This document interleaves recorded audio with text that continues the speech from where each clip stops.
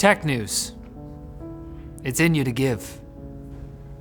See, only some people will get that joke because it's the Canadian Blood Services slogan. It's in me to give, to you. Let's move on. Apple's $1,000 monitor stand has been making the headlines, but now we're getting some news about Apple doing something that's actually useful. Monitor feet. Yeah, where have those been this whole time? Adding 5G support to the iPhone. So it's not that. Report indicates that the higher-end iPhone models will get 5G support in the second half of next year, with all iPhones following suit sometime in 2021. Now, some Android manufacturers like Samsung already have 5G phones in the market, and there's also Motorola's 5G Moto Mod add-on, but Apple's not necessarily behind the curve on this one, as 5G is only just starting to roll out in parts of the US.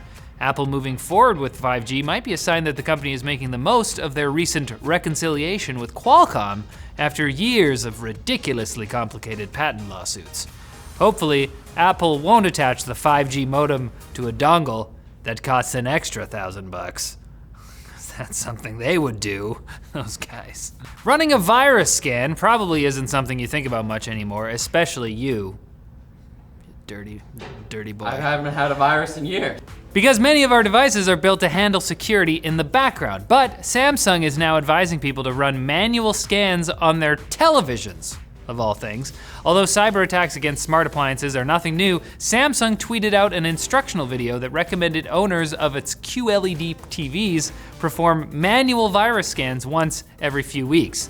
Every few weeks? Yeah, well, depending on what they're doing with the TV, I guess, eh? Now, the tweet was deleted a short time later after the internet started mocking it mercilessly, but it already started fueling speculation that there might be some specific vulnerability with Samsung's high-end TV lineup that prompted this warning. Samsung hasn't yet acknowledged the speculation, but until we get to the bottom of this, I advise viewers to always use protection. Like wear sunglasses or something. Maybe like the 3D glasses while you're watching, that way you're just not having it today. He's over it. There are much bigger worldwide scandals than cheating in a free-to-play mobile game, but Niantic is attempting to drop the legal hammer on the group Global++, which has created and distributed hacked versions of Pokemon Go and Ingress, which allowed players to spoof their locations. Niantic has filed a lawsuit against the group and is attempting to compel them to stop distributing their frickin' spin-off apps, as well as to get monetary damages, claiming that the unauthorized apps harm their business by discouraging honest players. You know, like me, and not James. I'm a cheater. In response, Global++ has taken down its website, and it's also notable that the lawsuit comes shortly before the expected launch of Niantic's Harry Potter AR game. So, Accio preliminary injunction. I don't know what that means, but John wrote the script and he used to be a lawyer, I guess? And a Harry Potter fan. And a Harry Potter fan.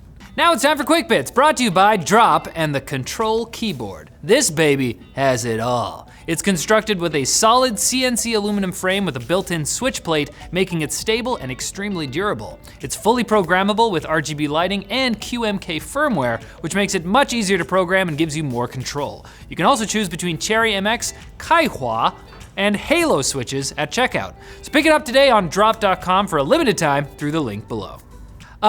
Quick Bits, ever heard of them? Airplane Wi-Fi is notoriously unreliable, but you may get a noticeably better experience in the near future if you fly American Airlines on the regular. The aviation giant has finished installing Ka and Ku band satellite internet on its mainline planes, which will offer better speeds and less congestion. Congestion is what I meant. Less congestion. Indigestion. More conjecture about what that means.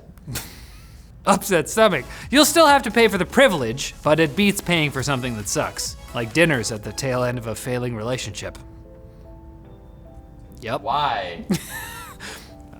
That sucks. Of course, you can always cheer yourself up from your lifetime of bachelorhood with a little binge eating. And if you're in Houston, Domino's is all set to begin delivering pizzas with robotic vehicles. Ooh.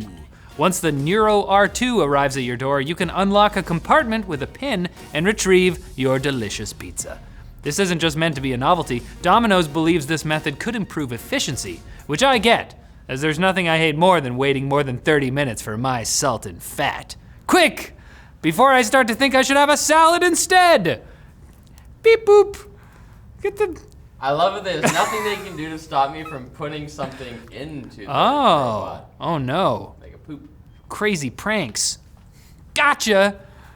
I hope you didn't sell off all your cryptocurrency during the crash, as Bitcoin has quietly gotten back above 9,000 US dollars. Still hodling. Which is nearly 3 times where it was back in December. Ethereum and Litecoin are also rising in value, with the renewed interest in crypto apparently being driven by the fact that Facebook is set to launch its own cryptocurrency next week. Incidences of miners telling their friends "told you so" are also increasing and will continue to do so, at least until the next crash. Those miners. I hate young people. Use paper bills and get off my lawn.